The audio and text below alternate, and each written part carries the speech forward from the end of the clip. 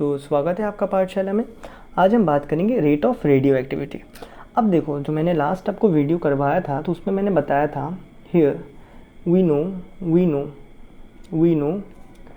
The nucleons at any time in the nucleus. कोई भी एक टाइम पे एक न्यूक्लियस में कितना न्यूक्लियॉन्स रहेगा उसका रिलेशन हमें इससे पता है। अगर रेडियो एक्टिव में होता है तो इससे हमें पता है। अभी इसको अगर डिफ्रेंशिएट कर देंगे, इसी का चेंज को अगर निकाल लेंगे तो उसको हम बोलते हैं रेट। नाउ डिफ्रेंशिएटिंग, मैं डिफिनेशन ऊपर बाद में लिख दूंगा। Differentiating both sides with respect to T. अभी ये जो चीज़ होता है तो कितना आएगा, dN/dt आ गया यहाँ पे। सिमिलरली यहाँ भी अगर हम डिफ्रेंशिएट करते हैं सो एन नॉट टी के रेस्पेक्ट में डिफ्रेंशिएट करना है, ठीक है। तो लिख देते चलो एक स्टेप, सो e⁻⁻λt। अब इसको अगर हम डिफ्रेंशिएट करते हैं तो फर्स्ट ऑफ ऑल टी के रेस्पेक्ट में करना पड़ेगा। तो इसके साथ तो टी है नहीं, तो इसके साथ टी है। सो ये जो dN/dt है ये तो हम निकालना चाहते हैं by the way. N naught बाहर, d/dt किसका रहेगा, e⁻⁻λt। अब तुम लोग को इतना बढ़िया डिफ्रेंशिएशन आता है, एक्सपोनेंशियल का डिफ्रेंशिएशन ही रहता है, ये सबको पता है। और हाँ, ये जो वक्त के साथ जो डिके होता है ये नेगेटिव नेचर का रहेगा, ये हम सबको पता है।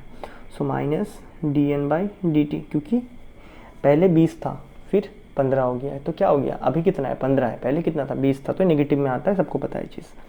सो एन नॉट, एक्सपोनेंशियल का डिफ्रेंशिएशन एक्सपोनेंशियली होता है। उसके बाद चेन रूल के हिसाब से इसका करेंगे तो लैम्डा, तो मतलब लैम्डा रह जाएगा, खाली टी का 1 आएगा तो माइनस लैम्डा बचेगा। क्या हमें यहाँ तक बातें क्लियर हो रहा है। सो ए माइनस और ए माइनस यहाँ से कट गया।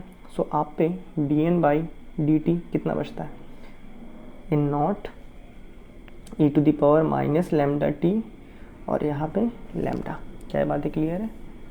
उसके बाद लिख लेंगे ये वाले पार्ट में एज वी नो, जैसे कि हमें ये बातें पता है, जो कोई भी टाइम पे कंसंट्रेशन है वो डिपेंड करता है इन नॉट e⁻⁻λt पे।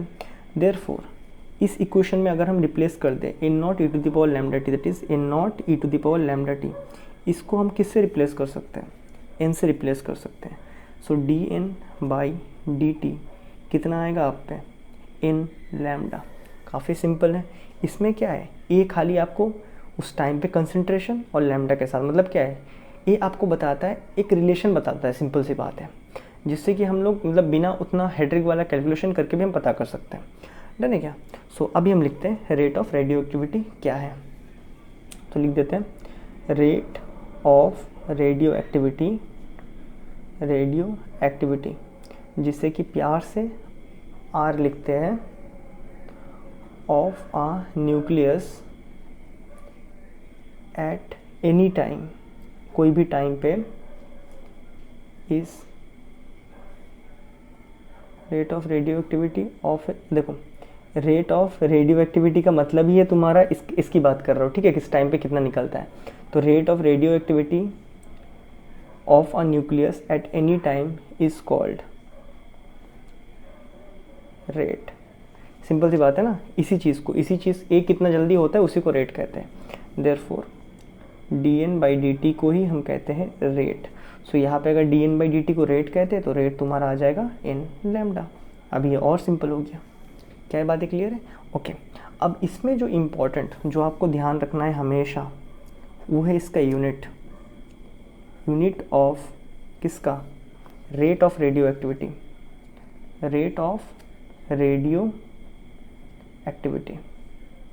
इसके दो यूनिट्स हैं। जो पहला यूनिट्स है वो है बैकरल, ठीक है क्या। इसका मतलब होता है एक न्यूक्लियस में से 1 सेकेंड में एक ही पार्टिकल बाहर निकलता है। डन है क्या। From a nucleus one particle emitted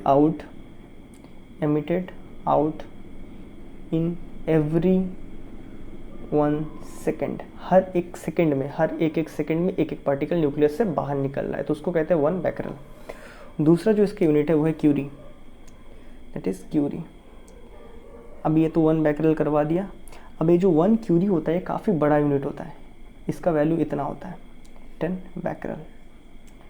इसका मतलब क्या है, 1 सेकंड में इतना सारे पार्टिकल्स बाहर निकलते हैं। ठीक है, इसका मतलब भी लिख लेते हैं यहाँ पे, फ्रॉम अ न्यूक्लियस, ये बहुत ही प्रैक्टिकल है, इस तरह निकलता है, बहुत सारे निकल जाता है। From a nucleus 3.7 into 10 to the power 10 particles emitted out in every 1 second. Her 1 second में इतने सारे पार्टिकल्स न्यूक्लियस में से निकल रहे हैं, तो इसको हम कहते हैं 1 क्यूरी, जो कि काफ़ी प्रैक्टिकल इस तरह निकलता है। वो बहुत ज़्यादा होता है, डेंसिटी बताया था ना, डेंसिटी न्यूक्लियस कितना होता है कि आप इस पेन के ऊपर कुछ 10,000 ब्लू व्हेल को डाल सकते हो, इतना होता है डेंसिटी, इतना हाईली डेंस होता है। डन है क्या? तो ये था बेसिकली आपका रेट ऑफ रेडियो एक्टिविटी, इसमें इंपॉर्टेंट है बैकरेल और क्यूरी। डन, और इस चीज़ को भी आप याद रख सकते हो, फाइनल एक्सप्रेशन। डन, तो इसके बाद हम मिलते हैं लाइफ टाइम के ऊपर, मतलब लाइफ मतलब एवरेज लाइफ और हाफ लाइफ में। तो तब तक के लिए गुड बाय।